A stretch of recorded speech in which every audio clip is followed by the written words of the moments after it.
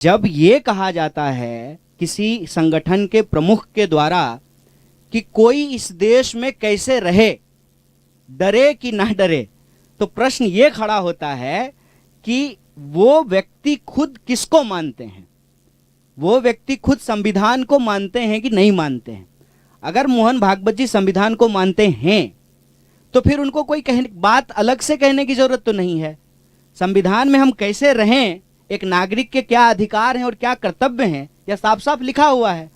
हमारे संविधान में ये लिखा हुआ है ना कि इस देश का नागरिक होने के चलते आप अपनी धार्मिक मान्यता और विश्वास को मानने के लिए स्वतंत्र हैं, तो साफ साफ लिखा हुआ है।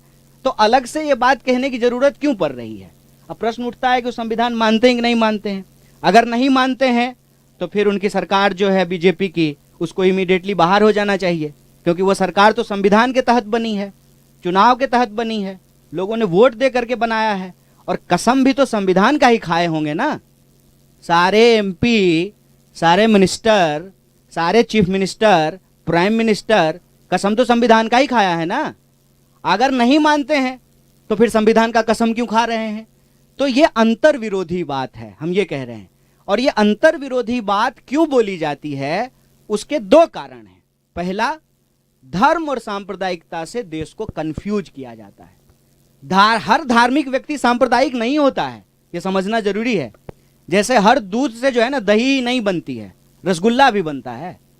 तो आप जो है हर दूध को दही कहना शुरू कर दें, मतलब हम ये कह रहे हैं कि आरएसएस के बनने से पहले धर्म था ना, और आरएसएस के बनने के बाद भी धर्म रहेगा।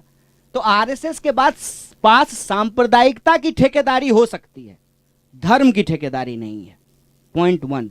पॉइंट 2 कि इस बात से कंफ्यूज मत होइए कि इस तरह की चर्चाएं शुरू क्यों की जाती है। अब ये बोलने की कोई जरूरत तो नहीं थी, इसलिए की जाती है कि ये अंग्रेजों का टैक्टिस है। मैं बार बार कहता हूं, फूट डालो, राज करो, इंसान को आपस में लड़ाओ, उसके मुद्दे भटकाओ,